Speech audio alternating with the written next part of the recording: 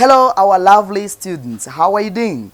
Today, I'm going to teach you a very crucial lesson, a very important lesson. Something that is crucial is something that is important. Ikintu kiri crucial ni ikintu cy'ingenzi.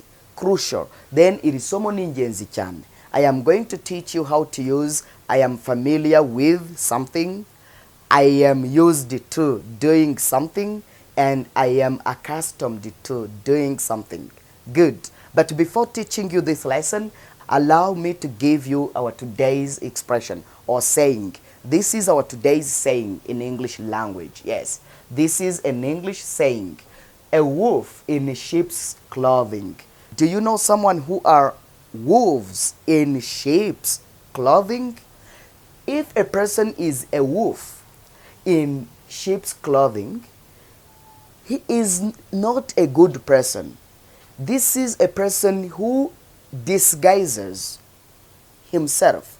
Ni umuntu wiyoberanya, umuntu kwereka ko nyine nta kibazo gihari ariko akaza kukugira ubugome mu buryo utazi. Uwo muntu tumwita a wolf in sheep's clothing. Mu Kinyarwanda, a wolf in sheep's clothing ni uriya twita umuntu wiyoberanya.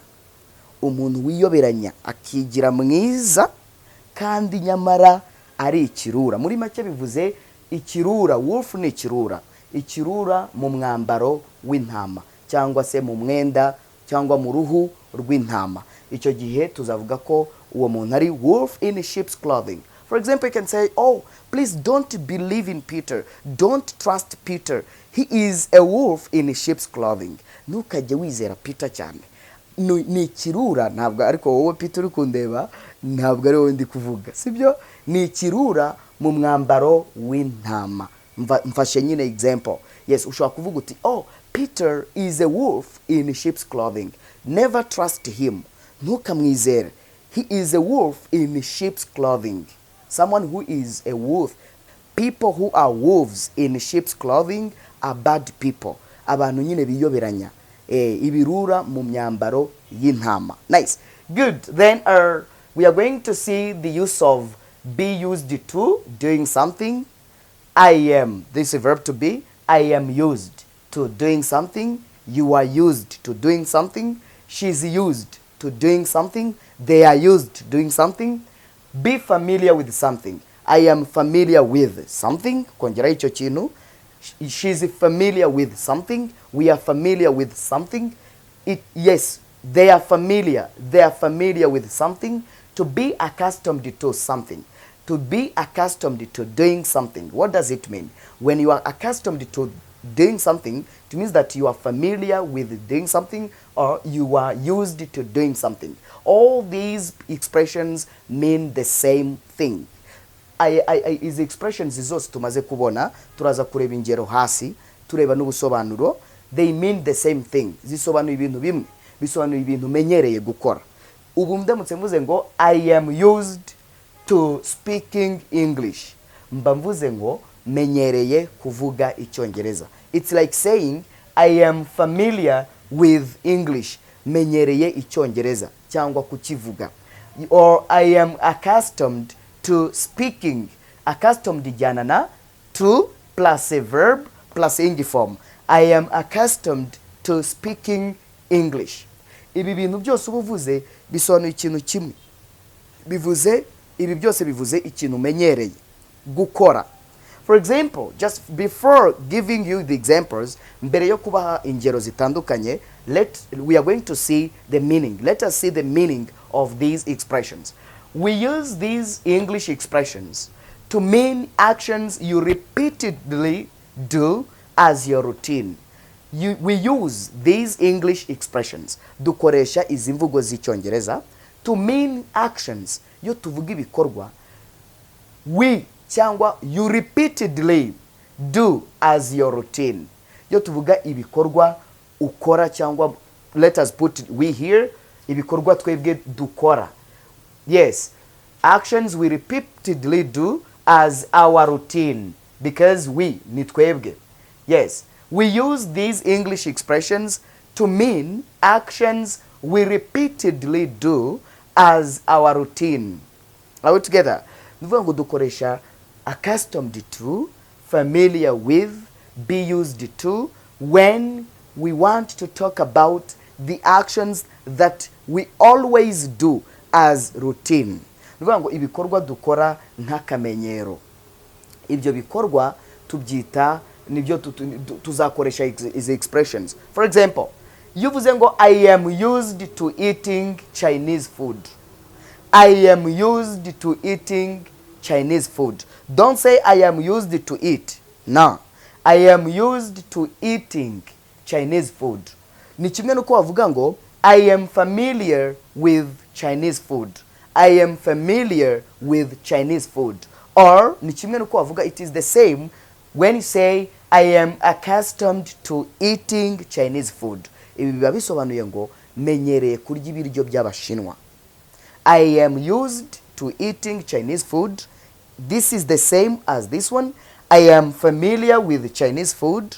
Or I am accustomed to eating Chinese food. These are the same. These expressions are the same. Ibi bintu bitatu bivuze ikintu kimwe.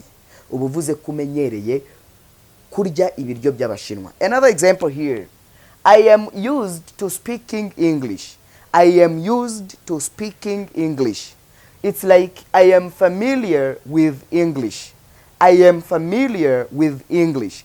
It's also the same as I am accustomed to speaking English.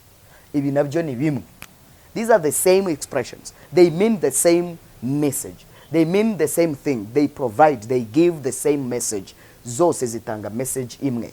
I am used to speaking English. Menyereye kuvuga Icyongereza. Byari byarananiye, cyari cyaranze kuza, ubu kiri kuza. Nawe rero kigomba kuza kubera ko dufite uburyo bwinshi twakwigishamo. Dufite uburyo bwo kwiga kuri WhatsApp, dufite uburyo bwo kwiga mu ishuri, kuri Zoom, waza ukagura ibitabo, wagerageza gukurikira kuri YouTube. Ibyo byose rero yo watangiye kuvuga Icyongereza uzavuga uti I am familiar with English. Icyongereza amaze kukimenyera. Or I am accustomed to speaking English. Or I am used to speaking English. Ariko ushobora kuvuga uti I am familiar with English because of pan edutainment. Maze kumenya Icyongereza, maze kumenyera Icyongereza kubera channel ya pan edutainment. Yes. Good. Then here number 3, you can say she is used to driving this car. Iyi modoka yari yaramunaniye kuyitwara, but she is used to driving this car. Amenyereye gutwara iyi modoka. Ni kimwe nuko avuga ngo she is familiar with this car. She is familiar with this car. Ni kimwe, it is the same when you say she is accustomed to driving this car. Ibi bintu nabyo ni bimwe. Okay? She is used to driving this car. She is familiar with this car. Or she is accustomed to driving this car. These are the same expressions. Zivuga ibintu wagize akamenyero. Ibintu umenyereye, bimaze kuba akamenyero. Umaze kumenyera. Ariko mu gihe utabishoboraga mbere. That is it. Nice. Then the last one, not the least, is this one. They are used to drinking beer. Bamenyereye kunywa inzoga.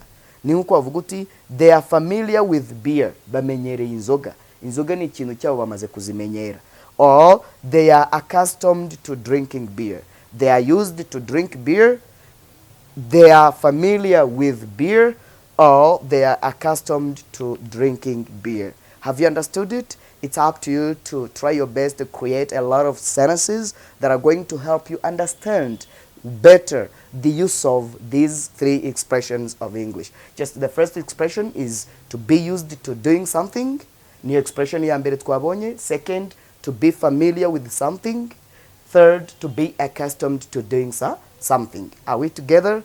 Does it make sense? Do you get it? Nice. Then it's up to you to write different examples in the comment section in order to understand this lesson very well. Just if you don't practice, you will never get what you need to get.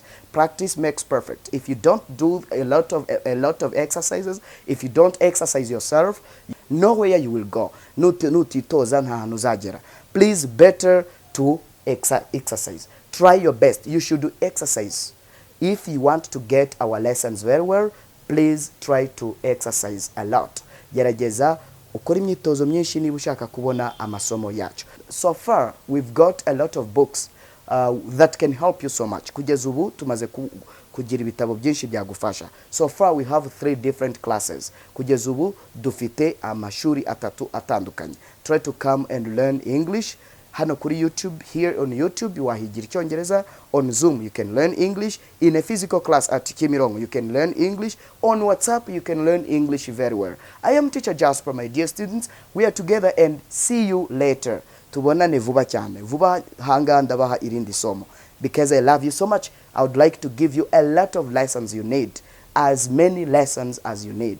Bye bye. See you next time.